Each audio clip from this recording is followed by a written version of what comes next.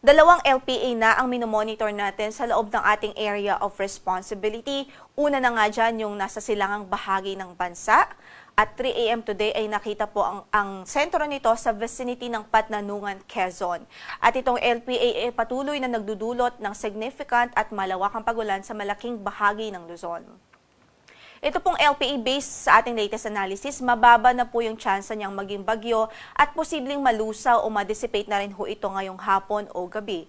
Gayunpaman, hindi pa rin po pwedeng ipagsawalang bahala yung mga pag-ulan na magiging dulot nito o idudulot nito ngayong araw sa ilang bahagi ng Luzon.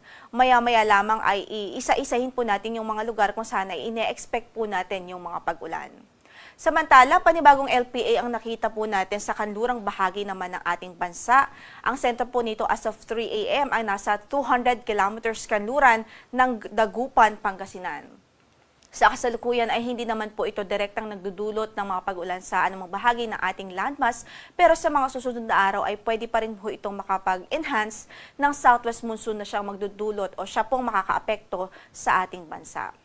Samantala sa kasalukuyan din, yung habagat ay patuloy ding nakakaapekto sa kanlurang bahagi ng Luzon o dito sa katimugang Luzon, sa Visayas at maging sa Mindanao. In-effect pa rin ang ating weather advisory. As of 5 a.m. today, in-effect pa rin ang ating weather advisory sa ilang bahagi ng lalawigan ng Luzon, partikular na nga po sa Cagayan, Isabela, Aurora, Nueva Ecija at Quezon Province. So pwede pa rin ang 50 to 100 millimeters of rainfall dyan po sa mga na-mention nating lugar, dulot po ng low pressure area. So yung 50 to 100 millimeters of rainfall ay pwedeng magdulot po ng mga localized flooding. So nariyan pa rin ang mga banta ng pagbaha, even yung mga pagguho ng lupa, dulot ng mga pag-ulan na ito. Samantala, dahil din sa habagat, posible rin ang 50 to 100 millimeters of rainfall sa Palawan Province, sa Occidental Mindoro, maging sa Antique. Kaya't iba yung pag-iingat po ang ating abiso sa ating mga kababayan. Maging handa at alerto pa rin ho sa mga banta ng pagbaha. Samantala, bukas ay posible pa rin ang 50 to 100 millimeters of rainfall sa Occidental Mindoro, sa Palawan, maging sa Antique at Negros Occidental. Dulot naman po yan ng southwest monsoon o habagat. Para naman sa pagtaya ng ating panahon sa araw na ito, basically po yung buong Luzon ay maulap ang papawirin at mataas po yung tsansa ng mga pag-ulan lalong-lalo na po dito sa Ilocos Region, Cordillera Administrative Region, sa Cagayan Valley, maging dito po sa Calabarzon at sa buong Central Luzon dahil sa epekto ng low pressure area. Dito naman sa Metro Manila at natitirang bahagi pa nga ng Southern Luzon dito sa Calabarzon, sa Mimaropa, asahan din natin maulap ang papawirin at may tsansa din ho ng mga pagulan. Dito naman sa Metro Manila, ang mga pagulan ay posible po sa hapon, especially sa hapon. Samantala sa Mimaropa, dahil naman sa habagat, ay maulap ang papawirin at mataas din yung tsansa ng mga pagulan sa araw na ito. Gayon din sa Bicol Region. Para po sa pagtayo ng ating temperatura dito sa Kamaynilaan, pwedeng mag-range yung ating temperature from 25 to 29 degrees Celsius, 16 to 22 naman sa Baguio, 25 to 32 degrees Celsius sa Lawag, 25 to 29 degrees Celsius sa Tuguegarao, at 24 to 30 degrees Celsius sa Legazpi City. Sa Tagaytay ay 22 to 29 degrees Celsius.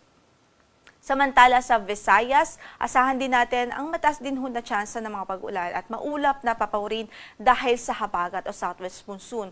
Gayon din sa Zamboanga Peninsula at sa Northern Mindanao. At ang nakikita po natin sa natitirang bahagi ng Mindanao ay improved weather, bahagyang maulap hanggang sa maulap lamang na papawirin at posible lamang yung mga localized thunderstorms, especially po sa hapon at gabi.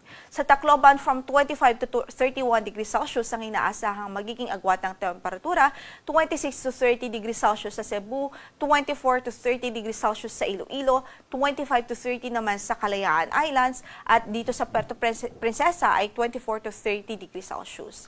Samantala sa Cagayan de Oro ay 23 to 31 degrees Celsius, 24 to 32 naman sa Davao at 23 to 29 degrees Celsius sa Zamboanga City. Balikan lamang ho natin yung ating outlook po sa low pressure area o sa isa pang LPA na nasa kanlurang bahagi ho ng ating bansa. At nakikita nga po natin na meron po itong medium chance sa ngayon na mabuo bilang isang bagyo. Ibig sabihin, posible po itong maging bagyo after 24 hours pa. So patuloy po tayo mag-antabay sa magiging update ng Pag-asa ukol dito. At samantala, dahil medyo malawak yung kanyang sirkulasyon, ang nakikita po nating possible exit po nito sa ating area of responsibility ay posibleng ngayong gabi din o kaya naman ay bukas ng gabi or Friday early morning. At para naman po sa lagay ng ating karagatan, wala naman po tayong gale warning ngayon sa anumang bahagi ng ating baybaying dagat. Moderate o katamtaman ang magiging pag-alon sa malaking bahagi ng Northern Luzon at sa kanlurang bahagi ng Luzon area at lalong-lalo na dito sa silangang bahagi ng Luzon landmass. Sa natitirang bahagi naman ng bansa, at natitirang bahagi pa ng ating archipelago ay banayad naman hanggang sa katamtaman ang magiging pag-alon ng kondisyon ng karagatan. Ang sunrise natin for today is 5:44 in the morning at lulubog ang araw mamaya sa ganap na 6:12 ng gabi.